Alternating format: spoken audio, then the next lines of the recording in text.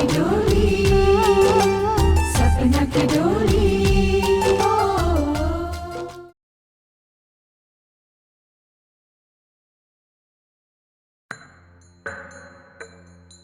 रुका सुगंध, का जवाब देबू तू आंटी के? कैसे सामना करबू उनकर? विश्वा भी ना जाने कौन मुसीबत में डाल देली। अपने तो ऐली ना अकारी सुने पड़ता हमरा के। अच्छा फल मिलल दोस्ती के। बस हार गईलू सुगंध। कहले रहलू विश्वा से कि जान दे के भी दोस्ती निभाई, याद बा? सुगंध, जब बाबूजी हमारे सिर पर हाथ धइले तब मन कैलस कि हम फूट फूट कर रोई और सब कुछ उन्हें सच सच बता दें और माफी मांग ली। कहीं तू बता तो ना देलू सब कुछ? ना सुगंध, इतना हिम्मत हम ना जुटा पाएंगे। अच्छा कहलो विश्वा, न ता अनर्थ हो जाइत अनर्थ। लेकिन एक बेटी के रूप में हमार जमीर हमरा के कोस रहल बा। एक बाप के अरमान के खूनी है हम। होश में आवा विश्वा, कमल से बदला लेवे से पहले ही कहीं ऐसा न होए कि तोर सांस छूट जाए। ऐसा ना हो के सुगंध, विश्वा का सांस जब तक चली जब तक हम कमल के करतूत के बदला न ले लें। पूरा दुनिया एक तरफ हो जाए तब तू हमरा के अपना लगे पाबू। ना ना, जे होके देखल जाए। हम सामना करब, सबके सामना करब।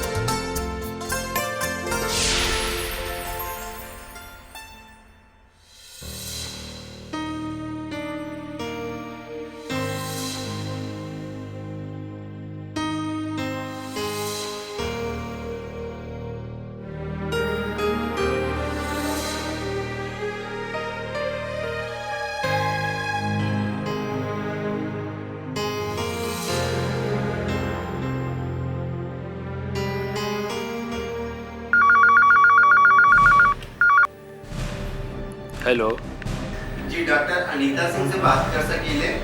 रउआ के बोला तानी?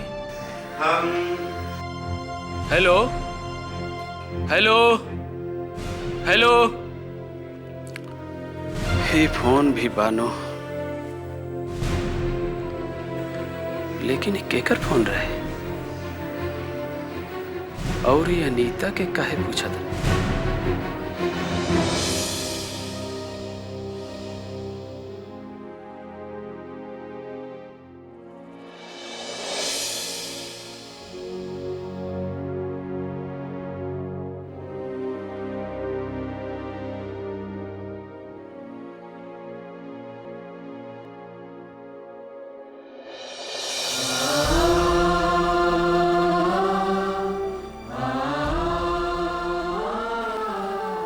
उर्मिला,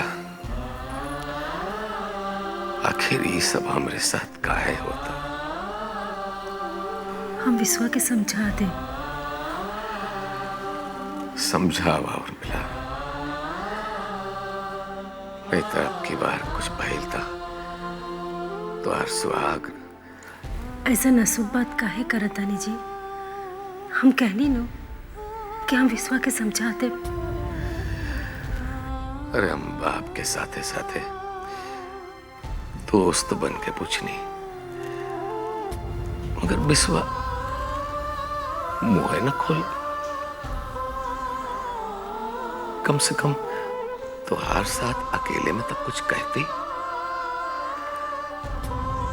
आज रविंद्र बाबू के शिकायत के मौका मिला, कल सारा समाज कहे। सोच लो का बीती हमने में।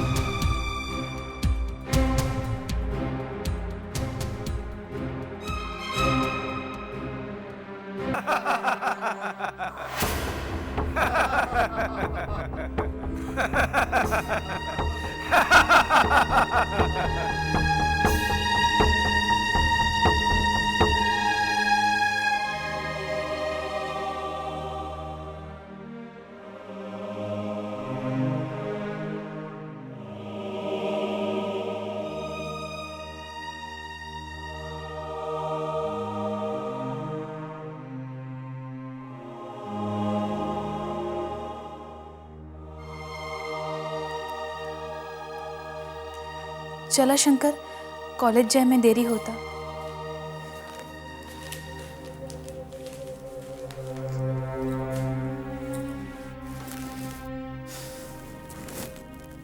का भाई? कुछ ना। कुछ ना। आने आई। पहला बैठी बैठी। अब बताई का भाई? कोनो बात नहीं के शंकर, सब ठीक बा। भाभी हम बच्चा नहीं खे, समझबूझ बा हमरो में। बताई भाभी का बात बा?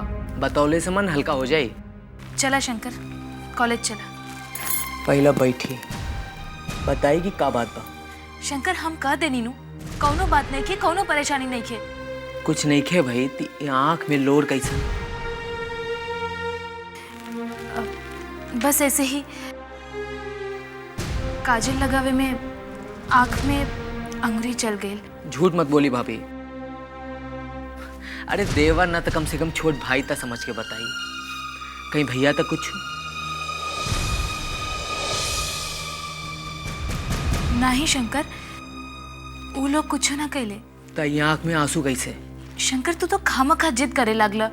हक बा हमार, तभी पूछे तानी। अगर रउआ कह दी तो कबो ना पूछब। अरे शंकर, तू तो नाराज हो गई। अच्छा सुनल चाहता कि तुहार भाभी काहे परेशान बानी? आज अचानक से माई और विश्वा के बहुत याद आ गई। बस इतना बात? भाभी तू भी ना। चली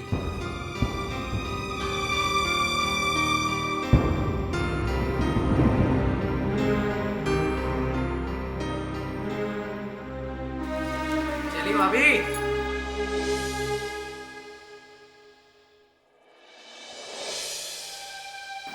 अंकल आंटी नमस्ते। अरे सुगंध, आवा आवा बैठा।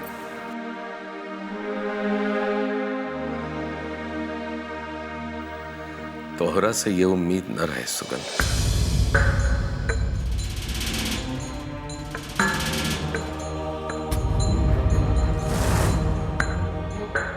अंकल बात ये रहे कि कॉलेज में विश्वा के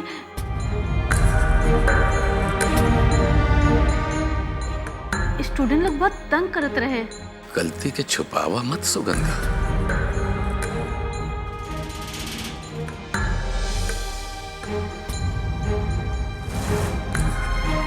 माना तानी के विश्वा के लोग तंग करत रहे, ओकर और रास्ता भी तो बा।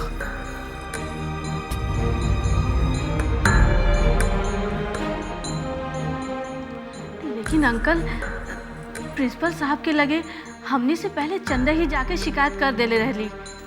ठीक है, आगे से ख्याल रखिया। न तो रविंद्र बाबू अपने फर्ज के आगे रिश्ता नाता न देखें, समझ लो। अब हो गई, हमने समझा दे विश्वा के। सुगंध बेटा, तनी हमरे साथ आओ था, आओ।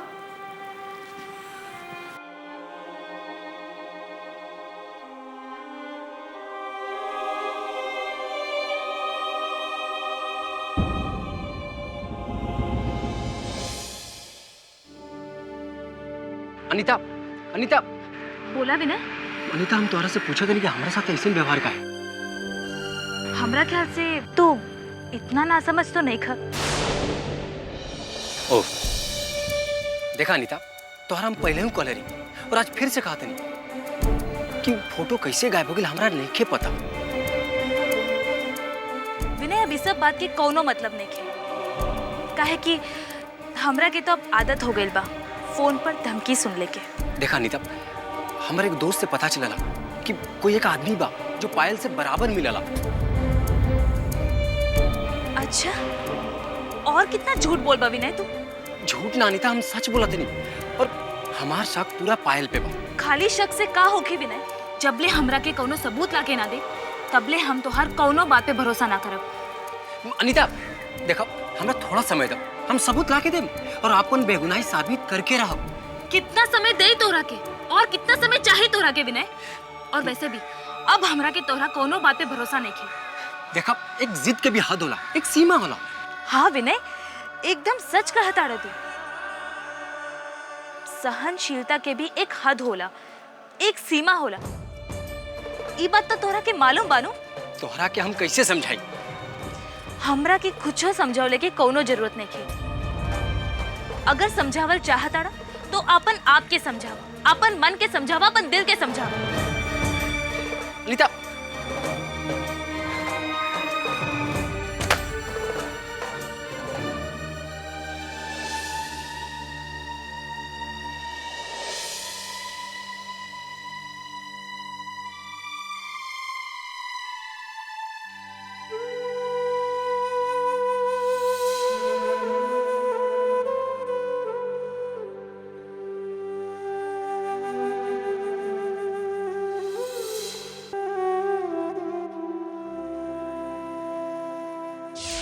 नहीं माई, ऐसा अशुभ बात मत कही। तक खुश रहल करा बेटी, हंसा बोला। अभी तो तुहार खेले खाए के उम्र बा, अभी तो तुहार और आनंद के जिंदगी शुरू भइल बा। ठीक कहता नहीं रहुआ।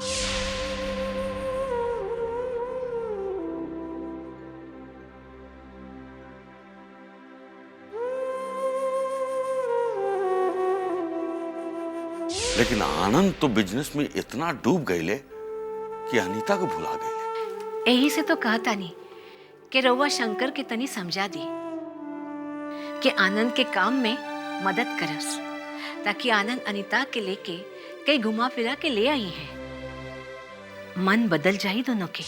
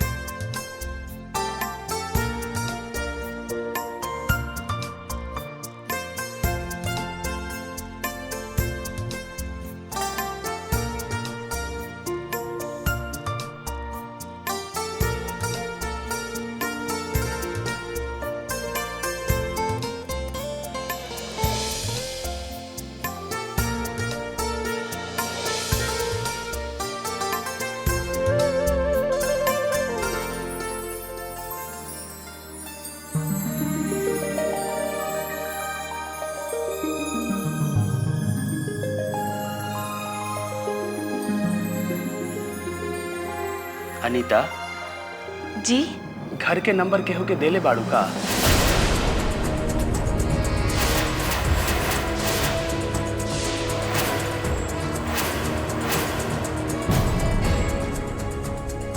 नंबर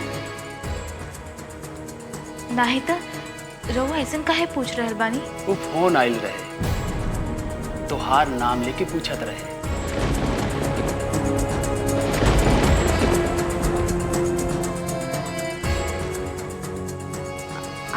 अपन नाम ना बताइलस का? अब नाम बतावे से पहले ही फोन कट गए। चला जाए था, जरूरी होगी तो दोबारा करे। चला आराम कर। जी।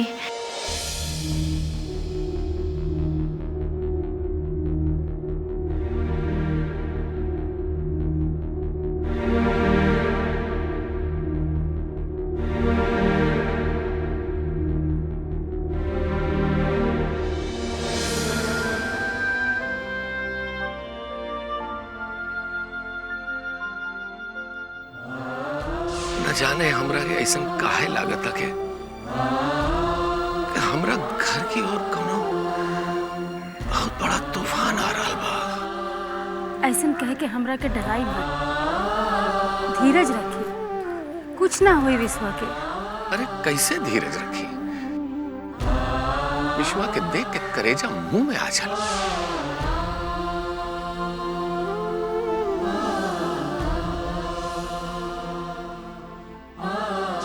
ठीक कहनी रहुआ, समझ रहली तो शामली नाम मतलब होकर हमरा सामने आग सुलग जाला आग, समझ गई लू? अरे भरल मंडप में सारे रिश्तेदारन के बीच पगड़ी रौन कर भाग गईली। सोच लैली कि 4 लाइन लिख दे तो बाबूजी माफ कर दी है।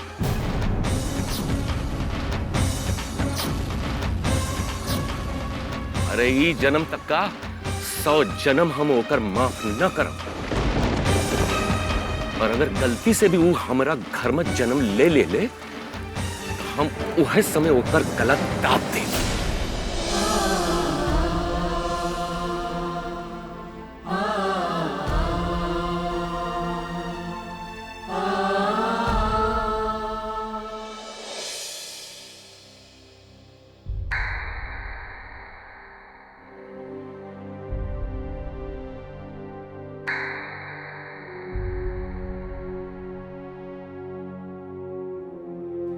नी खातिर कैनी कि अब बहुत दिन हो गए तो हर कोनो खबर ना मिलल कि अनीता सिंह। अरे रे रे रे, अब तक डॉक्टर अनीता सिंह के गृहस्थी के गाड़ी कैसन चला था?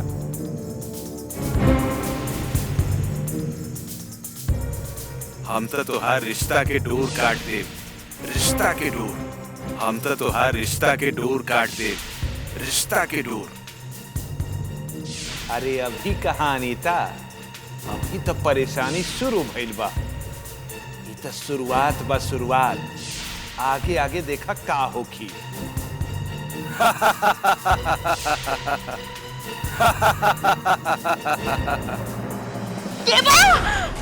के बा हिम्मत बा तो सामने आवा। के बा अनीता का भइल? के रहे? बोला अनीता, के रहे? वो हमरा के मार दी हमरा के जिए ना दे। हमरा के बचा ली हमरा के। हम मर जाए, हम पागल हो जाए। हमरा के बचा ली। अरे अनीता होश में आवा। अरे तहार तो पूरा बदन जल रहल बा। चला उठा ता आवा ऊपर। चला आवा, चला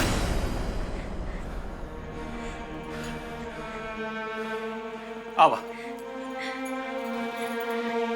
आराम कर, बैठा।